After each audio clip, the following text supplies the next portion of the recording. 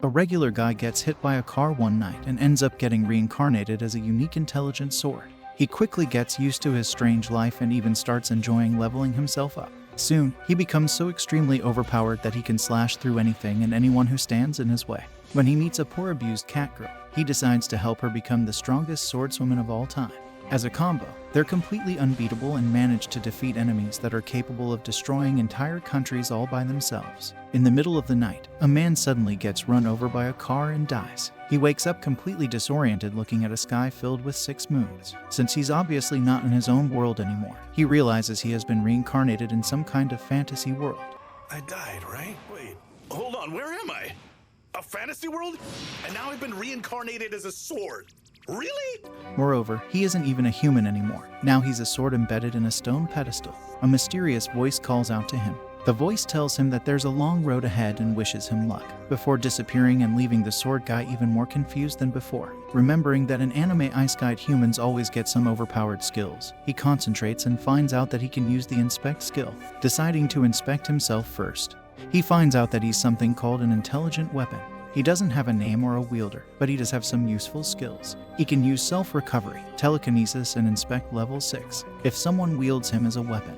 That person's stats go through the roof, together with their recovery rate. Proud of himself, the sword guy thinks he's like a legendary sword that shows up near the end of an RPG game. Suddenly, a group of goblins appear and try pulling him out of the stone, but he doesn't think a bunch of ugly goblins deserve to use him. However, they can't get him out at all and one of the goblins spits on him out of frustration. Getting angry, Sword Guy uses his telekinesis skill to pull himself out of the pedestal. Moving through the air, he starts swinging around and easily kills all the goblins. I feel strangely satisfied. Fulfilling my purpose as some sort of legendary blade? Instead of feeling bad for killing them, he feels the accomplishment of performing a sword's purpose and even his stats increase, just like in a video game.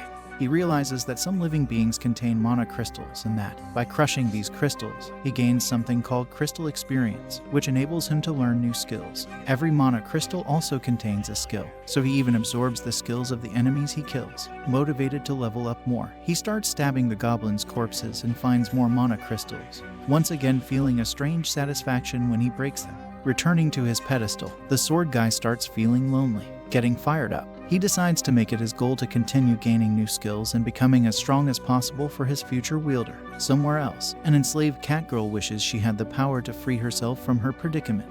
The next day, the sword guy experiments with his abilities and realizes he has to spend mana to use skills. Right now, he can use telekinesis for only 3 minutes before his mana runs out.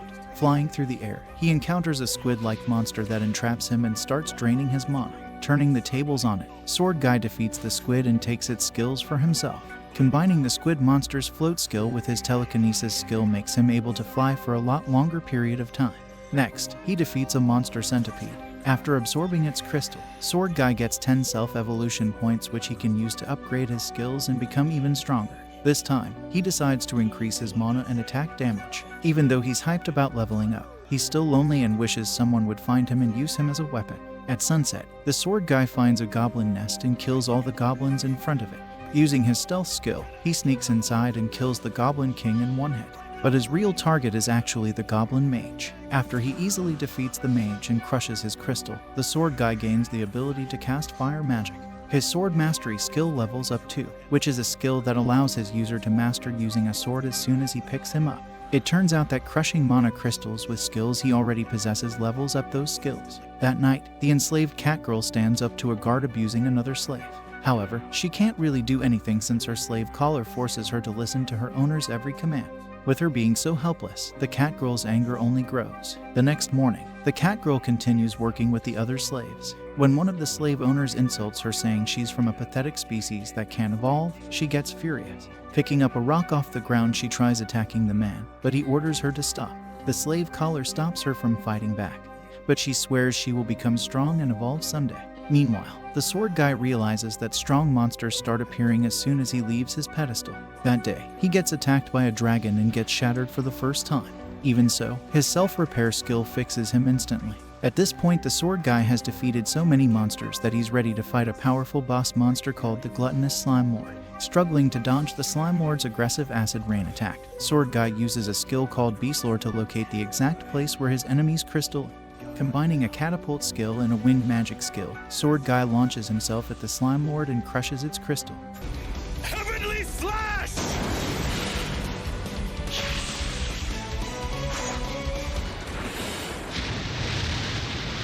Having defeated the slime, the Sword Guy is badly damaged, but he gains the instant regeneration skill. Using that skill, he can repair himself instantly at a high mana cost. He also gains a skill called Dimensional Storage that enables him to store things in a pocket dimension.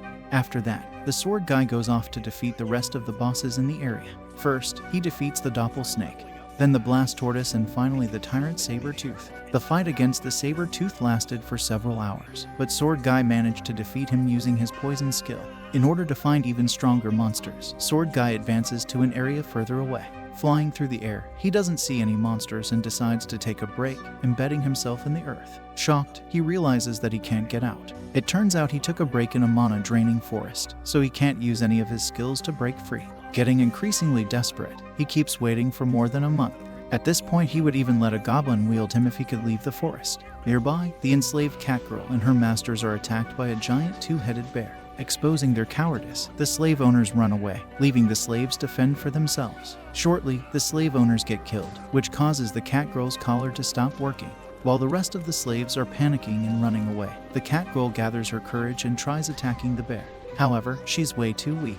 Refusing to die in this place, the catgirl suddenly sees a powerful-looking sword. Of course, it's the Sword Guy, and he finds out that he can communicate with her via telepathy while she's touching him. Mustering all her strength, the catgirl pulls the sword out of the ground.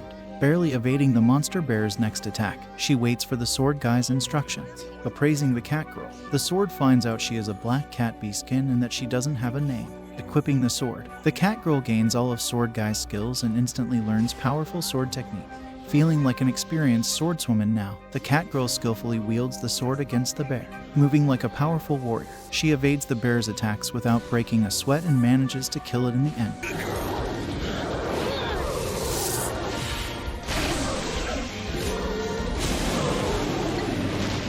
Once the battle ends, one of the slave owners comes out of hiding. When he gets closer to the catgirl, her slave collar powers up again and she is forced to stop moving once he orders her to. He then tells her to give him her sword, but she somehow manages to refuse. When the man starts beating her for disobeying him, the sword uses his telekinesis to break his neck and kill him, freeing the catgirl from her abusive master. The catgirl is thankful and accepts Sword Guy's offer to wield him as her sword. Her parents' dream was to evolve, since there has never been a black cat beastskin who achieved that. In order to fulfill that dream, the catgirl wants to become the first black cat to evolve. Hearing that, the Sword Guy gets excited and promises to train her and make her stronger. The catgirl's name was taken from her after she was captured, but the Sword Guy wants to know what she used to be called before that. Her name used to be Fran, so Sword Guy decides to call her that. Since the Sword Guy doesn't have a name in this world, Fran decides to name him Shishu, which means teacher. We find out that, even though beastkin are usually able to evolve to become stronger, no one from the Black Cat tribe has ever managed to evolve. Fran's parents were doing their best to learn the key to evolution, but they died of overexertion before they managed to figure it out. Because of this, Fran made it her life mission to become the first Black Cat tribe member to evolve.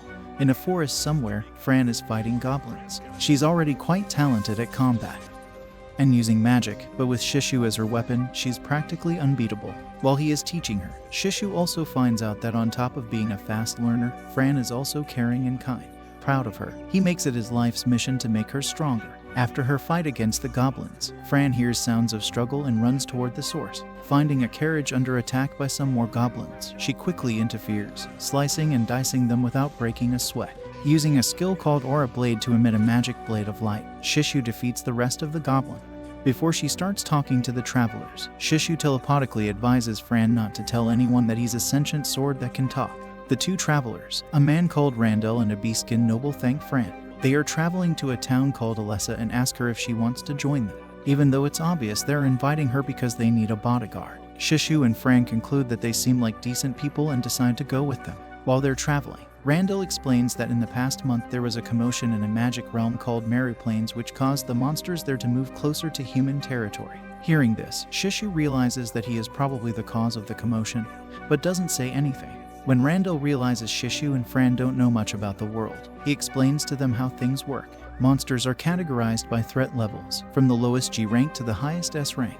There are also adventurers who hunt the monsters for rewards, and they are also ranked from G to S by their experience and power. Hearing this, Fran decides to register at the Adventurers Guild and become an adventurer. Shishu supports her, wanting to help her earn money so she can eat delicious food.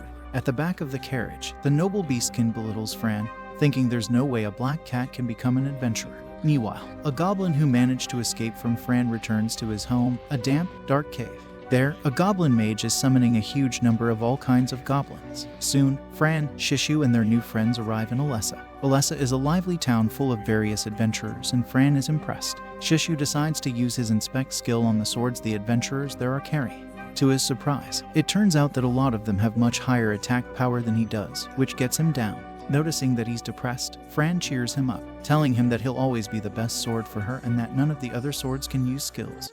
You're amazing. You saved my life. Lots of incredible skills. No other sword could ever compare to you. Thank you, Fran. No, thank you. At the Adventurers Guild, a female receptionist called Nell acts politely, but she actually wishes death on all the adventurers that visit her. Everyone there is scum to her. When Fran approaches her, Nell thinks it's impossible for such a young child to become an adventurer and tries to scare her away, but Fran doesn't really care. She insists she wants to register, so Nell takes her to the testing grounds for a practical battle test against an examiner. The examiner turns out to be a strong-looking and loud ogre called Donadron. Knowing that the ogre's threatening aura scares off most wannabe adventurers, Nell is sure that Fran is going to get scared too. However, Fran barely bats an eye. Using his inspect skill, Shishu sees that the ogre is very tough and has an axe with a huge attack stat, but Fran is determined to fight him anyway. Confirming that she's ready to start the battle test, Fran prepares to fight. Even though Donadron's axe looks extremely heavy, his attacks are still extremely quick. He isn't holding back against Fran at all, but she manages to dodge or block all his attacks. After Shishu supports her using magic to increase Fran's strength and agility, she manages to cut Donadron for the first time. However, the ogre quickly regenerates himself and continues fighting, casting earth magic to restrain Donadron. Shishu then attacks him with an advanced explosion spell. Jumping through the air, Fran finishes the ogre off with a powerful sword thrust.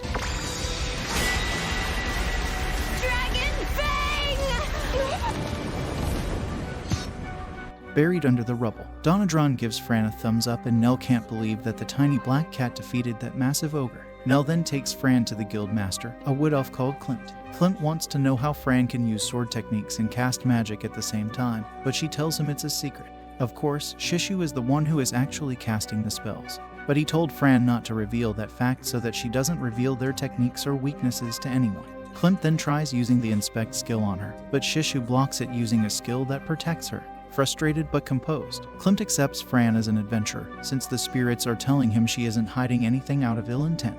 Inspecting Klimt, Shishu learns that he's a spiritmancer with absurdly high stats. Next, Fran gets to choose her class. Nell tests her aptitude using a magic crystal, and she's surprised when it turns out she is compatible with lots of different classes.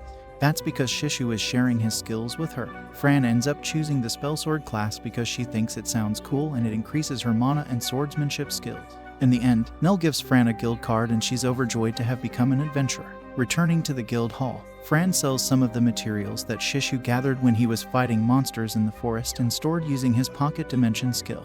He had so many valuable monster parts on him that the gold they got for selling them are enough to pay for a place to stay and much more. As Fran is leaving the guild, a group of thugs stops her. They're accusing her of having swindled Nell to get all that money she's carrying and discriminating against her because she's from the Black Cat tribe. Shishu realizes that Fran must have had to put up with that kind of treatment for a long time. While they're insulting Fran, they also insult Nell for giving them too little money in exchange for the materials they sold earlier. Having heard that, Nell slaps their leader and tells him he didn't get as much money as Fran because the materials he sold her were of a poor quality. She tells the thugs that Fran earned her money honestly and tells them they should go die in a hole, something she wanted to tell them for a long time.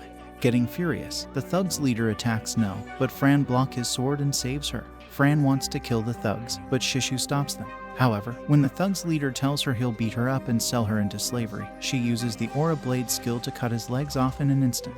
The other thugs attack her too, but she easily defeats them barehandedly, using a skill called Vibration Blitz that damages her enemies from the inside. Having watched Fran's fight, everyone in the guild cheers for her. The thug's leader yells at Nell to call the guards on Fran, but Nell tells him that Fran clearly acted in self-defense. She even charges the thugs for the damage done to the Adventurers Guild building. After that situation is dealt with, Fran and Shishu leave the guild. Exploring the market, they find lots of weird things they've never seen before for sale there. Fran is hyped to buy some armor for herself, and Shishu tells her that Alessa is supposed to be the home of a very famous blacksmith. As soon as he says that, a short, bearded man approaches them and invites them to his shop. Inspecting the man, Shishu is impressed by the variety of skills he possesses and finds out he's called Garrus. He even has an important-sounding title, the Honorary Blacksmith of Granzel. At Garrus' shop, the short guy reveals that he saw Fran fight the thugs in the guild and he was impressed. He got interested in selling Fran his wares, and he only sells them to warriors he respects. Garrus gives Fran a high-quality set of armor to try. It consists of flame oxhorn dress armor, mithril urloops, paralyzing cat gauntlets, and poisonous wyvern boots, all of which give the wearer various resistances. Garrus even sells it to her for a reasonable price because it was commissioned by someone who got killed in a dungeon, so he never came back to pick it up. Both Fran and Shishu are really happy with the new armor. Analyzing the swords in Garrus' shop, Shishu again notices they have a higher attack stat than he does. Using his God Sight, a special skill that allows him to inspect anyone even when they have a skill that protects them, Garrus reveals that he knows Shishu is an intelligent weapon, since there's no reason to hide his sentience anymore. Shishu reveals himself to Garrus and asks him to appraise him. Garrus explains that, even though other swords might have more attack power than him, Shishu has amazing mana conductivity that drastically increases his attack power when he coats himself with mana. In order to prove his point, he tells Fran to channel mana into Shishu and try cutting a sword with a higher attack stat than him in half. Unexpectedly, Shishu cuts the sword in half like it was butter. Garrus explains that Shishu has rank of mana conductivity, so if he charges up 100 mana points, his attack increases for 200 points, which is a lot. With his current mana storage, he could charge up 10 times that much mana or even more. Shishu has no idea about his origins. But not even Garrus' Godsight can help him find out more, since a sword housing a soul is beyond his level. However, he thinks that a divine blacksmith must have forged him, since regular blacksmiths wouldn't know how to create an intelligent weapon. Divine blacksmiths are legendary blacksmiths who can create extraordinary weapons called divine swords, and there are only 5 of them recorded in history. Shishu is really impressive, but Garrus doesn't think he's strong enough to be a divine sword. In all his life, Garrus only ever saw one divine sword. It was the Flame Sword Ignis that has a base attack stat of 18-0 and incredibly powerful fire magic skills. Then, Shishu asks Garrus to make a scabbard for him and presents him with the rest of the materials he gathered while hunting monsters. Seeing all the valuable materials, Garrus tells him he can make even better equipment than what he sold them if they're willing to sell the leftover materials to him and wait for 1 month. Shishu and Fran decide to make a deal with him. Leaving Garrus' shop, Shishu and Fran are roped into buying some new clothes. The aggressive store clerk presents Fran with all kinds of dresses and outfits. Next, the two decide to buy some cooking utensils and seasonings. Visiting a general store called Sabertooth, they're greeted by a huge, scary-looking store clerk. Inspecting him, Shishu learns that he's no regular clerk since he has a pretty high attack stat. The clerk admits that he used to be an adventurer, but he retired 3 years ago and opened up his store. Still, he turns out to be a nice guy and helps them buy everything they need. At the end of the day, the two find a decent inn and rent a room. Even though their room seems normal to Shishu, Fran is really impressed, having never stayed in such a nice place. Hugging Shishu, she thanks him for being the cause of so many good things that have been happening to her since she met him. Shishu promises to continue taking care of her and starts thinking that the reason he was reincarnated to this world was just so he can be there for Fran. When Fran gets hungry, Shishu uses his telekinesis to skillfully make a huge plate of delicious fried chicken for her. Fran eats it all as fast as she can, savoring every bite. Before they go to sleep, the two think about how to use Shishu's remaining evolution points. They come to the conclusion that to max out his recovery magic, but Fran ends up falling asleep in the middle of the conversation. Elsewhere, the goblin army from before prepares to move out. The next day, Fran and Shishu gather some plants for an easy G-rank quest. Shishu is enthusiastically teaching Fran about the various plants, but she isn't really interested at all. Suddenly, she hears sounds of battle from somewhere and runs in that direction, eager to fight something. Nearby, 3 adventurers are desperately fighting a group of goblins, including some powerful armored hobgoblins. Finding the adventurers, Fran surprises the goblins and defeats 3 of them at once using fire magic. Heavy slash! Using advanced sword techniques, Fran effortlessly cuts through the goblin pack, while Shishu attacks them with Earth Bullet. During the fight, Fran levels up to level 4 and starts feeling even stronger than usual. Using even more powerful earth-based magic skills and heavy sword slashes, Fran easily finishes off the rest of the goblin. After the battle, Fran approaches the baffled adventurers and surprises them even more by healing them all at once with a high-level skill called Circle Heal. The adventurers introduce themselves and they're shocked that Fran is a G-rank adventurer, the same as them. One of the adventurers then realizes that the appearance of hobgoblins might be the sign of an approaching goblin stampede. If there are hobgoblins in a goblin group, a goblin king must be nearby. When a goblin king mates with a goblin queen, their offspring will all be hobgoblins, which reproduce so fast they can form a huge horde quickly. That kind of horde is so dangerous that it's considered a C-rank threat, a threat that's bad enough to launch cities. That means Alessa is in danger. Suddenly, a single goblin appears. He blows into a flute to give a signal to nearby goblins. But Fran quickly kills him. She tells the adventurers to go back to Alessa while she takes on the goblin. She wants to try defeating the goblin horde as training, and Shishu supports her. When a group of goblins appears, Fran fights them until she levels up all the way to level 8. Soon, goblin archers and mages join the battle and the number of goblins increases dramatically. Fran is starting to have a bad time, but even when she gets hit by an arrow, she refuses to give up, wanting to push her limits to become stronger. In the past, Shishu was doing his best to protect her, but now he realizes that Fran doesn't want to depend on others. She's determined to endure and overcome any and all enemies, gaining true strength in the process. While Shishu uses recovery magic to support and heal her, Fran continues fighting the goblins and hobgoblins without stopping. At sunset, the battle ends with Fran having defeated more than 100 enemies and reaching level 12. After the battle, Fran immediately wants to go to the goblin's nest and finish them all off, but Shishu tells her they should stop for the day. A group of adventurers from Alessa happen upon them and don't believe that a G-rank like her killed all those goblins. They also tell her that the goblin nest she found must actually be a dungeon. Dungeons usually pop up out of nowhere, and that goblin nest wasn't there before. The adventurers then ask Fran to go report the appearance of the dungeon to Klimt, while they keep watch. When Fran tells Klimt and Donadrand everything about the goblins she encountered that day, they conclude that a goblin stampede must be approaching. When Fran tells him that none of the goblins she fought tried running back into the nest, Klimt realizes that the nest must be full of their most powerful warriors. He immediately promotes Fran to an F-rank adventure and asks her to join a party on a mission to defeat the goblin. After Garrus repairs Fran's armor using a mana crystal, Shishu also buys one such crystal for emergency repairs. Garrus then explains that dungeons are trials created by the God of Chaos to test humankind. The God of Chaos creates a dungeon core and makes it randomly appear in the world. The creatures closest to it become dungeon masters, servants of chaos who then build a maze-like dungeon around it. Those who conquer a dungeon can sometimes find precious minerals and magic weapons at the end of it as a reward from the God of Chaos. After their equipment is repaired, Fran goes back to her room. Looking at Fran's stats, Shishu is impressed by how stronger she got fighting all those goblins. Fran barely listens to him and tells him she wants to take a bath. Afterwards, the two have a pleasant conversation. Having found out that Fran is joining a party into the dungeon, she gets mad that the Alessa Knights aren't sent to deal with that instead. Apparently, the Knight's lieutenant, August, hates adventurers and refuses to help them. Mel wishes that Amanda of Haridi, a famous adventurer, wasn't currently out of town. Curious about the God of Chaos, Fran asks her Nil about him. Nel tells her that he is one of the many gods who came to their realm from another world. It is said that the world was created by the 10 strongest of them, among which is the God of Chaos. After the gods created natural phenomena such as the sun, fire, and beasts, their 78 children continued creating everything else in the world. In the end, the goddess of chaos spread chaos to make the people strive for progress and prevent the world from falling into stagnation. There was also a god of war, but he was so greedy for power that he turned evil. He challenged the other gods to a fight, but he was defeated and cut into pieces which were then sealed. However, the seals couldn't contain all of him, so goblins, orcs, and other monsters were born from the parts that weren't sealed properly. Having overexerted herself both physically and mentally, Fran falls asleep. A few days later, Fran visits Garrus to pick up Shishu's new scabbard.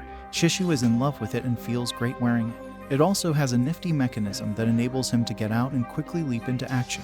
After that, Fran joins the other adventurers and listens to Donadrand's briefing. The adventurers' primary objective will be defeating the Goblin King and Queen to prevent the Goblin Stampede from staring.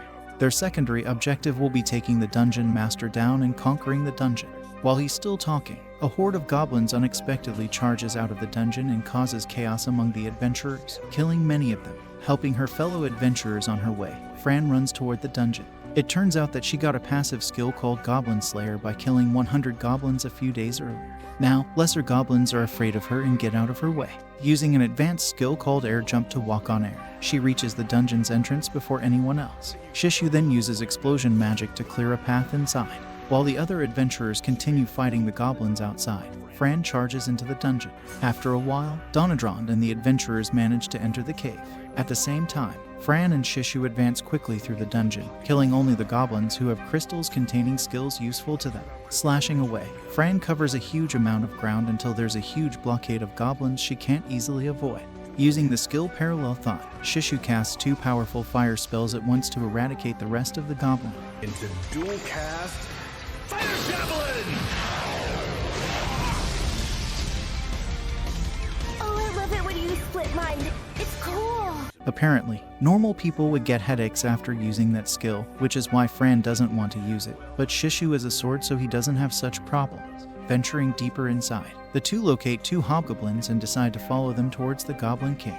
Meanwhile, Donadrond and the rest of the party keeps defeating goblins too. They're not as efficient as Fran, but they can hold their own in a fight. After she follows the hobgoblins for a while, Fran finds the Goblin King and Queen guarded by some of their strongest offspring. Shishu and Fran settle on a plan. First, he's going to distract the goblin guards with magic, after which Fran will defeat the king and queen. They begin their plan, but it turns out that Shishu's fire spells were so powerful that they utterly decimated everyone, robbing Fran of the opportunity to fight the king and queen like she wanted. Then, they realize that the Goblin King couldn't have been the dungeon master, since the dungeon didn't disappear. They find a large red gate and go through it. On the other side, a swarm of giant ladybugs attack them. Fran starts slashing the bugs into pieces, but it seems like there's no end to them. Then, Shishu realizes there's a leader bug that's summoning the others infinitely. When he finds it, Fran jumps into the air and kills the summoner, ending the bug's onslaught. After the battle, Fran levels up all the way to level 17, finding yet another gate. This time a blue one. Fran and Shishu sense a strong magic presence. In order to prepare for the fight, Shishu casts buffs that increase Fran's resistances, regeneration, and stats. Before they go in, Shishu promises Fran that he will his famous curry for her if they make it out alive. Motivated by food, Fran promises she won't die and opens the gate. In Alessa, Nell is worried about the party in the dungeon, and Klimt assures her they should be fine, since the dungeon is newly created and the monsters there shouldn't be very strong. Meanwhile, Donadrond and the rest of the party are standing in front of the red door, unable to open it for some reason. In the deepest part of the dungeon, Shishu appraises their new enemy and finds out it's an immensely powerful greater demon who has a variety of powerful skills at his disposal. The demon taunts Fran, but he admits that he's impressed she was able to reach him. He remembers that someone told him graded demons are a B-rank threat, which means that they have the power to reduce entire countries to ashes. However, Fran isn't afraid, knowing she's strong too. We find out that a rare goblin with very low stats is the actual dungeon master and the one who summoned the greater demon. Even though that goblin had the skill to summon such a powerful demon, the demon is annoyed by him and doesn't actually listen to him. The greater demon then takes out a sword and Shishu gets ready to fight and powers himself up with mana. Even so, Fran can just barely parry the demon's attacks and Shishu feels like he could break at any moment. Fran and the demon start exchanging high-speed blows until the catgirl uses the Aura Blade skill to knock the demon's sword out of his hands. She jumps into the air to attack him, but the demon uses shadows to call his sword into his hand instantly. He blocks her attack and throws her onto the ground. Suddenly, the demon appears behind Fran and cuts her hands off. Using telekinesis, Shishu flies into the air, saves Fran from the demon's next attack and casts a firewall spell. He quickly heals her hands with recovery magic and tells her everything will be fine. Shishu calms Fran down and they prepare to fight. The demon starts disappearing and reappearing seemingly from out of thin air, but Shishu realizes he is actually using Fran's shadow to move around. Predicting when the demon will appear, Fran jumps into the air and hits him with a sonic wave combined with the Poison Fang skill. However, the demon is unfazed and attacks her with a blast of dark energy. Despite the demon's fearsome power, Fran swears she'll make it out alive and eat Shishu's curry. She continues trading blows with him, this time even hitting him a few times. At this point, it seems like they're almost evenly matched. When the demon realizes Fran's sword techniques and agility are actually better than his, he hits her with a spell called Skill Taker and announces that he has stolen her swordsmanship skills. Watch it, Fran. Steals your skills and makes them mine. Intending to defeat her and torture her to death, the demon charges at Fran. Surprisingly, Fran manages to block his blow with her sword and continue fighting. It turns out the demon can't steal her skills after all, since they're not her own skills but actually skills that Shishu shared with her. Laughing at the demon, the rare goblin summons some goblins to defeat Fran instead of him. Getting angry, the demon destroys the goblins with a simple spell and tells the summoner not to interfere with his fight. Sick of fighting Fran, he announces that he's going to get this fight over with so he can go and have fun destroying Alessa. Charging an overwhelmingly powerful ball of dark magic, he launches it at Fran. Fran just barely manages to dodge it, but she's exhausted. Shishu wants her to run away, but she refuses. She understands that she's no match for the demon, but she doesn't want to let him destroy Alessa, the town where she met so many new friends. Shishu realizes that Fran doesn't only want to become stronger for herself, but also because she wants to protect others. As her teacher, he doesn't want to hold her back and decides to continue supporting her pursuit of strength. While Fran continues dodging the demon's increasingly destructive attacks, Shishu is thinking of ways they can defeat such an incredibly powerful foe. The demon is shooting dark magic blasts every which way. At this point, he's just shooting recklessly in all directions. Suddenly, Shishu notices that he's not completely reckless. Instead, he's deliberately avoiding the Dungeon Master Goblin. Getting an idea, Shishu shoots a firebolt toward the Dungeon Master Goblin. Just as he expected, the demon goes out of his way to protect the goblin. Shishu remembers that Donadron told him that when the Dungeon Master is defeated, all the monsters inside the dungeon perish, which would include the greater demon. Changing their target to the rare goblin, Fran and Shishu start bombarding him with fire spells, but the greater demon protects him with a barrier. Shishu then realizes that after casting a powerful spell, the demon needs 3 seconds to recharge his mana. Keeping that in mind, the two of them come up with a strategy. After the demon casts a spell, Fran throws Shishu at the Dungeon Master using a powerful wind spell. When the demon notices him and tries to knock him down, Shishu quickly changes his course using a skill called Bamboozling Catapult. Instead of attacking the Dungeon Master, he actually charges toward the demon's crystal, which is his weak spot. The demon manages to catch him in the last second, but the sword doesn't stop. Shishu channels all his magic and, after a struggle, breaks through the crystal and pierces the demon, killing him.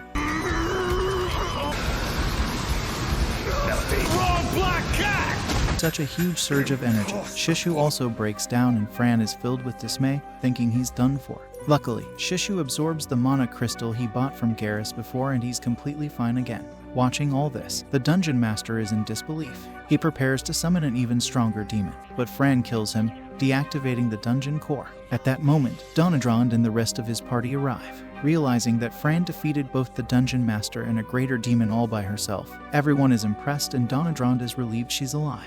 However, instead of congratulating her, he starts scolding her for being reckless and fighting a B-rank threat on her own. As they're all going back to Alessa, Shishu realizes Fran is already level 25, more than double the level she was before she entered the dungeon. Fran is traumatized from Donadron's lecturing, but Shishu reminds her he's going to make curry for her and she cheers up again. Talking about what to do with her skill points, they decide to max out both her swordsmanship and sword arts. Maxing those out, Fran gets a variety of new skills, such as Elemental Sword, which enables her to enchant her sword with an element. Shishu also got the Skill Taker skill from the Greater Demon, so they decide to max it out too. Later, Fran meets Klimt in his office and he thanks her for defeating the Greater Demon. She left the demon's body for the guild to take, but Klimt is curious as to where its crystal went. Fran tells him it was destroyed when she killed the demon and Klimt doesn't entirely believe her, but since the spirits are once again telling him she has no ill intentions, he lets it slide. Suddenly, a large, disgusting-looking blonde knight enters the room and accuses Fran of lying. The man introduces himself as August Alsand, the vice captain of the Alessa Knights. It's the same guy who Nell warned Fran about earlier. August reveals that he has a unique skill called Essence of Falsehood which allows him to see through any lie. Shishu inspects him and notices he is exceptionally weak. He finds out that Essence of Falsehood allows one to see through others' lies but also make their own lies more convincing. Using that skill, he can make people believe others are lying, even when they're not. August wants to imprison Fran for lying to Klimt, but the elf doesn't trust him at all. August then tries convincing Klimt to give him the Greater Demon's valuable corpse, but Klimt once again refuses. Klimt knows that August deliberately didn't let his knights join the dungeon expedition because he hates adventurers, but he denies it. Wanting to calm him down, Fran gives August some goblin horns as a gift, but he is disgusted and throws them on the ground. Getting furious, Fran wants to kill August for being such a scumbag, but Shishu stops her so that they don't get into trouble. He suggests they try out Skill Taker on him since he's so despicable. They both use the skill at the same time and manage to take away August's Essence of Falsehood and court etiquette skills without him noticing. In order to test out Essence of Falsehood, Fran tells August she is 100 years old and he can't tell if she's lying. since she stole his court etiquette skill too. He starts scratching himself visibly, picking his nose and farting loudly. Confused, he goes back home. Klimt reveals that August is the son of Count Almas, the noble that oversees Alessa, so nobody can touch him even though everyone hates him. He managed to power level himself by making his troops do all the fighting for him, but ultimately he's very weak. Finally, Klimt announces to Fran that she is getting promoted all the way to D rank for her accomplishments. Fran and Shishu follow Nell to the Adventurers Guild, where she gives them their reward, together with a bonus Klimt added to it. All the other adventurers congratulate her and want to hear everything about her fight against the greater demon. Listening to Shishu's suggestion, Fran treats the whole room to a drink. The next day, Fran and Shishu set up a camp by the river to make some food for their travels. It turns out that food doesn't spoil or go cold while stored in Shishu's dimensional storage, so they can bring whatever they want. Using Fran's skills and Shishu's telekinesis, they make a huge number of delicious hamburger steaks together and store them. After that, Shishu starts making his legendary curry. In fact, he makes 3 different versions of it, every one of them with different ingredients and different levels of spice. It turns out absolutely delicious, and it instantly becomes Fran's favorite food. A week later, Fran continues doing low-level quests while she's waiting for Garrus to finish her new armor. They're mostly looking for plants or delivering things, but they get the opportunity to farm more mana crystals. During one of the quests, Fran tries all 3 varieties of Shishu's curry and she loves them all. One day, one of Alessa's guards warns Fran that August is looking for her. It turns out that August disgraced himself before royalty because Fran stole his court etiquette.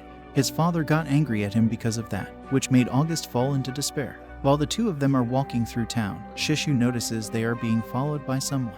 They climb to a desolate roof in order to lure the stalker out. When the stalker shows himself, it turns out to be August, who is now almost bald and looks completely disheveled. He thinks Fran cursed him and it's all her fault, his life is ruined. Despising Fran now, he even insults her for being from the Black Cat tribe.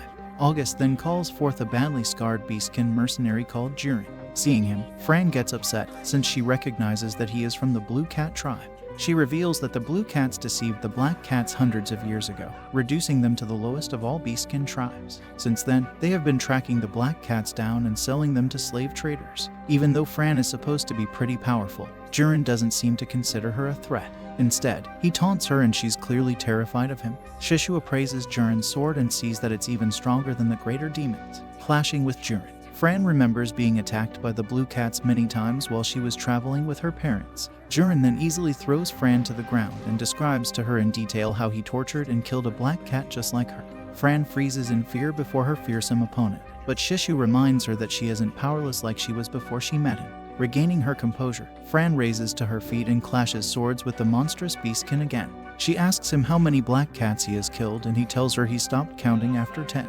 telling him she can now kill him without any regrets. Fran cuts Jiren's hand off with such speed that he doesn't even notice it. She then quickly steals his sword and puts it into her dimensional storage. Before the shocked Jiren can do anything, Fran starts cutting his limbs off one by one, making him fall to the ground and scream out in pain.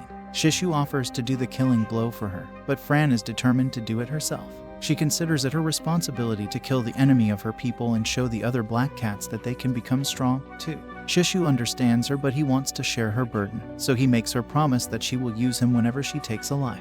Jiren still can't believe a black cat has defeated him, but Fran just cuts his head off while he's still speaking. Seeing Fran defeating Jiren, August starts panicking. Suddenly, a small water spirit appears and Klimt's voice tells Fran not to kill August. Following the spirit, Fran arrives at Klimt's office. When Fran says that the little spirit reminds her of a slime, Klimt suddenly gets outraged and yells at her that spirits are way cuter than slimes. Composed again, Klimt reveals that August was placed under house arrest for offending royalty, but he stole a large amount of money and ran away. Luckily, Fran has found August and a band of adventurers went out to capture him and bring him back to his father. Klimt tells Fran she'll get a reward for finding August first and a bonus if she keeps the whole incident a secret. While they're leaving Klimt's office, Fran runs into a beautiful female elf.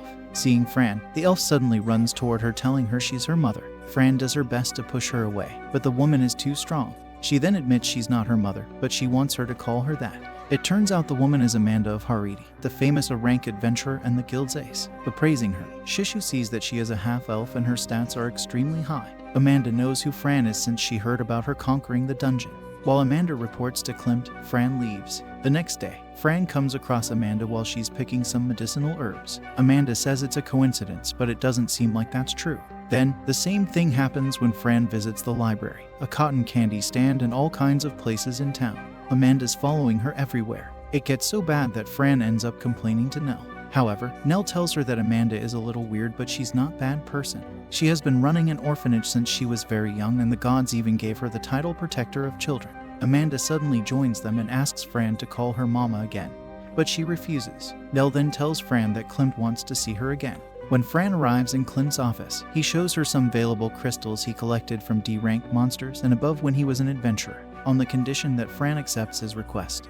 He offers to give her 2 of them. Klimt's request includes joining a party of adventurers and investigating the Spider's Nest, a dungeon near Alessa. Haggling with him, Fran manages to convince Klimt to give her 5 crystals instead of 2. It turns out that a lot of adventurers are skeptical about Fran's rapid promotion to a D rank, so Klimt wants her to prove her strength to them and put an end to the rumors that he favors some adventurers over others. If she completes his request, he will also give her a pass to enter a dungeon in Olmut. Thinking about it, Shishu and Fran decide to accept. Suddenly, Amanda barges in, saying she wants to join Fran and protect her from all the men in that expedition party. Since Klimt can't stop her, he allows her to go, but Fran isn't happy about that. When they return to their room at the inn, Shishu absorbs the crystal Klimt gave them and gains 45 evolution points, together with a variety of water-based skills. The next day, Fran meets up with the other adventurers and Amanda immediately attacks her again. It turns out the expedition into the Spider's Nest is also a promotion test for 2 E-rank parties. A blonde man called Cruz is the leader of the expedition, together with a mage called Rig and a warrior called Ezel. There is also an edgelord called Krad. He's the leader of an E-rank party called Dragon's Roar who is determined to pass the test and raise his party's rank. An elf introduces himself as Furion, and he's leader of the second E-rank party called Eyes of the Forest. In the end, Amanda and Fran introduce themselves, too. Everyone's confused as to why an A-rank adventurer like Amanda is joining them. Hearing Fran's name, Krad approaches her and accuses her of getting promoted to D-rank just because the guildmaster is favoring her. Fran denies this, but Krad doesn't believe her. Krad is also angry at Amanda joining them and calls her an old hag, so Amanda forces him to apologize. Cruz then tells everyone that Amanda is just going to observe their mission and won't interfere. Their objective is going to be entering the dungeon, eliminating the monsters in their way and retrieving the crystals generated by the dungeon core. While they're traveling to the dungeon, Shishu remembers something Garrus told him. Apparently, dungeons without dungeon masters are useful because you can still make the core spawn monsters and ores. Alessa's guild sends adventurers into those dungeons once in a while to collect the valuables that spawn there. On the journey, Krad keeps trying to sneak up on Fran and attack her, but he fails every time and ends up getting scolded by Amanda. At sunset, the party arrives and Cruz announces that they're going to enter the dungeon the following day. They set up a camp and Fran is decided to be the first to keep watch while the others are sleeping. After a while, Krad approaches Fran and violently challenges her to prove that she's not a fake D-rank adventurer. Shishu tells her not to get involved, but when Krad calls him a fun little toy that belongs in the trash, Fran gets angry and agrees to fight him. Preparing their weapons, they start the fight. Krad is overly cocky and immediately charges at Fran with his spear. However, Fran blocks every single one of his regular attacks, even the special ones. He starts losing confidence and gets reckless. Shortly, Krad gets tired and Fran knocks him to the ground with a kick, winning the fight without even using her sword. Crap! Damn it! Double spear! No! In the end, she beats him with the flat side of Shishu repeatedly. Impressed by the fight, Amanda asks Fran to have a practice duel against her. Fran accepts, but only under the condition that Amanda will stop bothering her if she wins. Amanda accepts and tells her that she'll have to call her Mama if she loses. Now Fran is even more motivated to win. Before they start, Fran asks Shishu not to assist her because she wants to fight Amanda with her own strength. She wants to see how she fares against an A-rank adventurer. When the fight starts, Amanda immediately attacks with a whip, her weapon of choice. It turns out that she's as fearsome as everyone says, and Fran has to use all her strength just to dodge her lightning-fast lashes. Fran is trying to get closer to Amanda, but she gets pushed away whenever she does. Announcing that she's going to get serious, Amanda channels some mana into her whip and starts using incredibly powerful whip techniques that have the power to smash boulders. She can even control the trajectory of her whip using magic. Fran literally can't do anything else than dodge. But Amanda is impressed that she can even manage that. Enchanting herself with wind magic to increase her speed, Fran launches herself at Amanda. Accelerating even more, she finally reaches Amanda, but the elf protects herself with a wind shield spell. Not being able to reach her with her sword, Fran activates a spell called Flare Blast that causes a huge explosion of flame. However, Amanda appears out of the flames completely unharmed, having protected herself once again using a unique skill called the Spirit's Undying Favor. This overpowered skill allows the user to completely nullify a single attack. Fran doesn't want to give up, but she faints from exhaustion. Concerned, Amanda immediately runs up to her and heals her. 2 hours later, Fran wakes up lying on Amanda's lap. They both acknowledge their strength. Suddenly, Fran remembers that she has to call Amanda Mama now, but can't bring herself to say it. Amanda hugs her and admits that she's teasing her too much. She knows that her real mother is still in her heart, so she won't force her to follow through with the bet. She doesn't expect Fran to trust her right away, but she tells her that she will always be there for her. Using essence of falsehood, Shishu is convinced that Amanda is telling the truth. The next morning, everyone prepares to enter the spider's nest. Fran notices that Cruz and the others are all roughed up. They admit that they got so fired up by watching Fran's fight the previous night that they all tried challenging Amanda too, but they all lost their fights. We find out that the night before, a mysterious person holding a red vial entered the dungeon. Fran and the rest of the party finally enter the dungeon. On the first floor, the adventurers find ancient ruins and do their best to clear a path through them. While they're exploring, Amanda tells Fran that this dungeon used to be popular when she was young and everyone wanted to be the first to conquer it. Many adventurers would die exploring it and leave their children behind. Because of this, Amanda opened an orphanage with the help of the people in the city. At that moment, a group of weak monsters called trap spiders appear and Crad's party eagerly attacks them.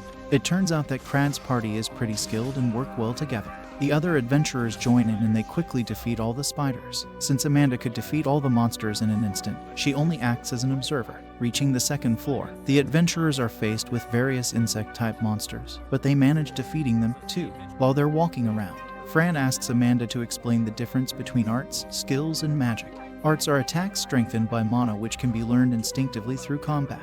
While they're talking, Crad and the others continue slicing through the insects. On the third floor, everyone enters a large empty room which turns out to be full of traps. One of the adventurers presses a stud in the wall and monstrous slugs start falling from the ceiling, together with a huge number of traps activating at once. Izel the warrior's specialty is disabling traps, so he gets to work.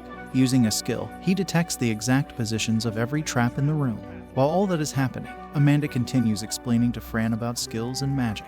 Skills are something one has to gain practical experience to use, but there are also unique skills that are said to be granted by the gods. Having disabled all the traps, Izel leads everyone onwards. Amanda explains that magic is an ability used by using the mana inside oneself and manipulating it outside of the body. Fran can use all 4 basic elements of magic: earth, water, fire, and wind, in addition to Inferno, an advanced form of fire magic. Pushing through the third floor, Furion uses wood magic, which is a combination of water and earth magic. While everyone's fighting some huge spiders that apart, Amanda explains that Fran can learn thunder magic if she gets better at wind and fire magic. Apparently, even having the affinity to cast 2 types of magic is rare, but thanks to Shishu, Fran can use all 4 types. After they defeat the spiders on the third floor, the party moves to the fourth one. Down there are less monsters, so everyone can take a rest. Fran gives Amanda some curry as thanks for teaching her about magic, and they happily continue talking. Watching them have fun talking, Shishu notices that they're suddenly getting along.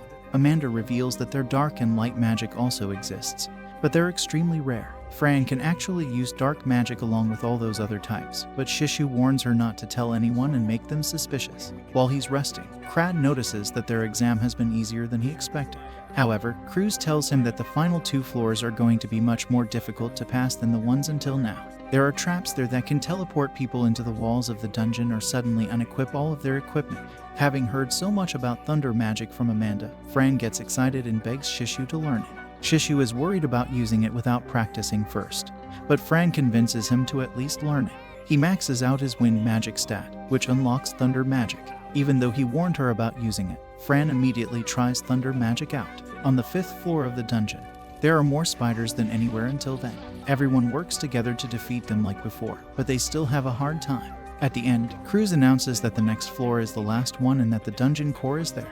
Once they gather the valuable crystals around it, the investigation and the test will end.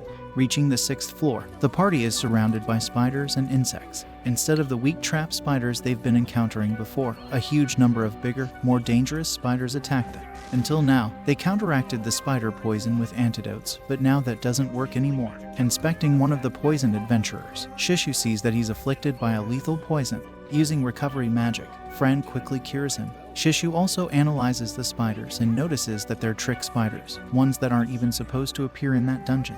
Hearing this, Cruz is surprised and orders everyone to retreat, since trick spiders are too much for E-ranked parties to handle. Fran and Amanda then quickly cut down the spiders to make room for everyone to turn back. However, two people from Crad's party called Victor and Bart get affected by a confusion effect and start running around in a panic. Falling down the stairs, they end up bumping into Fran, causing all three to fall into a teleporter trap. Since that trap leaves all weapons behind, Shishu doesn't teleport with them. I'll just... Huh? Changing traps like that shouldn't be possible without a dungeon master, so Amanda gets concerned. Waking up in the darkness somewhere, Fran realizes Shishu isn't with her. Victor and Bart also wake up and the three of them face a gigantic spider with a woman's torso sticking out of it. At the same time, Amanda remembers that there's one monster that can create and construct traps, the trickster spider. Shishu uses all the skills he can to detect Fran, but he can't find her at all. In the unknown room, Fran feels helpless and desperate since she can't use any magic or skills without Shishu.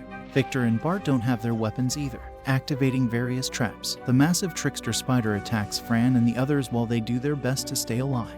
Meanwhile, Amanda and the others split into three groups to look for Fran. Amanda ends up going alone and she carries Shishu with her, racking his brains about ways to help Fran. Shishu goes through the entirety of his huge list of skills. Finally, he sees the summon minion skill and decides to try that. Even though he'll expose himself to Amanda if he uses skills all on his own, Fran's safety is his priority. Shishu then uses all his mana to summon an onyx wolf that has the detect creature skill. However, the wolf ends up turning against him and attacking him with dark magic bullets. Surprised, Amanda prepares to attack the wolf, but Shishu talks to her via telepathy and tells her he summoned it to save Fran. He convinces Amanda to leave the wolf to him, but now he doesn't know what to do with him. It turns out that the onyx wolf is suffering because Shishu accidentally channeled too much mana into him and it's making him suffer. Figuring out what's going on, Amanda suggests he gives the wolf a name to strengthen his bond with it and calm it down. Once Shishu names the wolf Hiroshi, the wolf regains its reason and evolves, which expands his mana capacity. He's now extremely powerful, but he's also friendly and completely tame.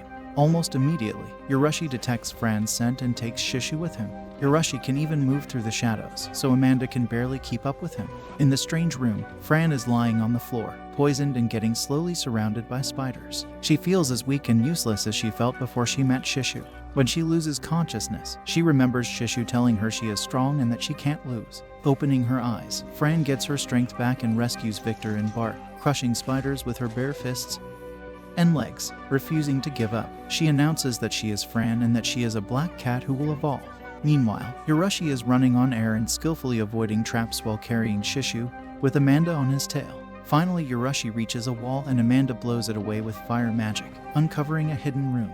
However, there are so many spider webs that it'd be almost impossible to get through them. Close by, Fran fiercely fights while getting severely beaten by the trickster spider. Determined to save her, Shishu powers up and covers himself in flames, using all his mana. He intends to launch himself and break through the webs to reach Fran. As they both power past their limits, Fran jumps into the air to punch the trickster spider and Shishu crashes through the wall, going straight through the spider's body and destroying most of it. I am teacher's pupil!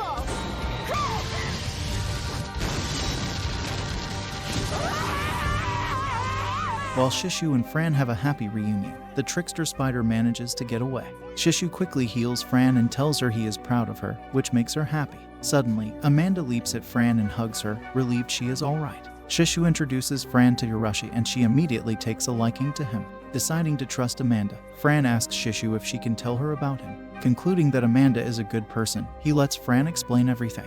Hearing that an intelligent weapon actually exists, Amanda gets excited and she becomes fast friends with Shishu. She's also overjoyed because Fran now trusts her. After using a recovery spell on the unconscious Victor and Bart, Fran and the others take them with them. Arriving at the place the adventurers agreed to meet, they don't see anyone there. Suddenly, they hear the trickster spider scream and we can see that it has recovered. Then, a glowing white owl approaches Fran and the others. In the middle of the spider's nest, everyone except Cruz, Crad, and Ezel have been either caught in a web or poisoned.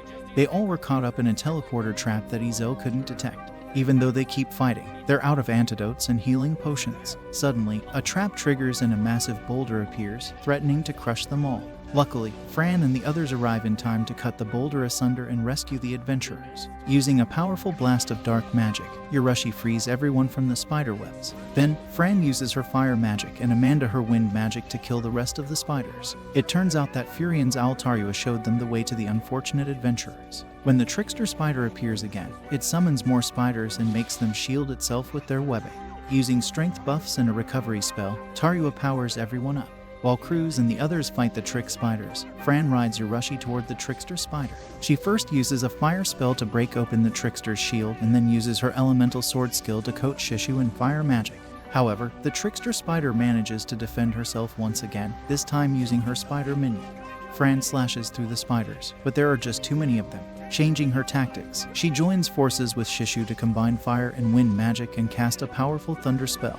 This time, the spell hits the trickster spider and stuns it. Seeing Fran suddenly get hit by the trickster's attack, Amanda remembers her past. She once took care of two black cat children called Flamia and Kinnan who wanted to become adventurers. Amanda didn't want to teach them how to fight so they don't get hurt, but her decision backfired.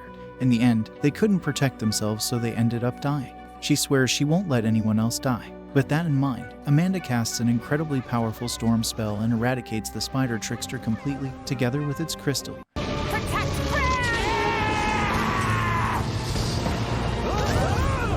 Holy shit! She is incredible. Amanda runs toward Fran to hug her, but Fran is annoyed because she wanted to get payback by herself.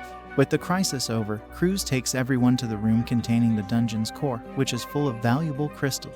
While everyone is collecting the crystals, Cruz tells them they can't tell anyone how much materials they gathered since other guilds would come after the dungeon too. Examining the core, Ezel notices that the dungeon's settings haven't been changed at all, even though they encountered some monsters that shouldn't have appeared. Embarrassed, Krad approaches Fran and thanks her for saving his friends. Fran then shoots a fireball in his direction to kill a spider that was going to bite him, and he gets angry at her again. Having left the dungeon, the adventurers gather around the campfire. Amanda tells Fran that she knew two other black cats that wanted to evolve.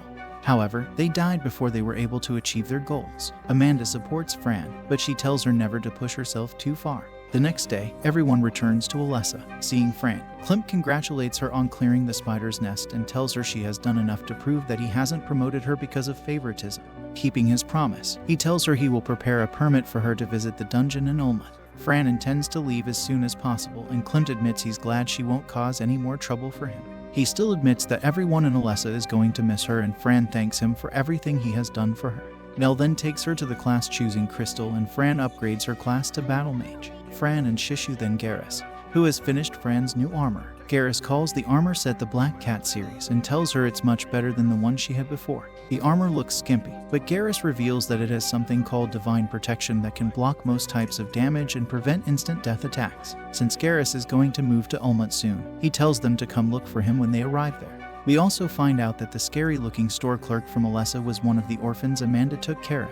Remembering Flamia and Kinnan again, Amanda regrets not teaching them how to defend themselves. The next day, Fran prepares to leave and all her friends wish her a tearful goodbye. Nell tells her to come visit her sometime. Donadron warns her about the dangers of adventuring, and everyone else wishes her all the best too. Even Krad comes to send her off, and he used to hate her. Fran promises Amanda that she will get stronger and won't lose to her the next time they fight. Amanda is a little sad, but she tells her she is looking forward to it.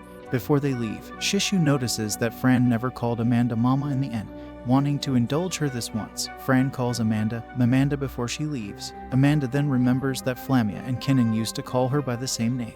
It turns out that those two black cats were actually Fran's parents. In Klimt's office, Furion visits him, and we learn that he is Klimt's nephew who was working undercover for him.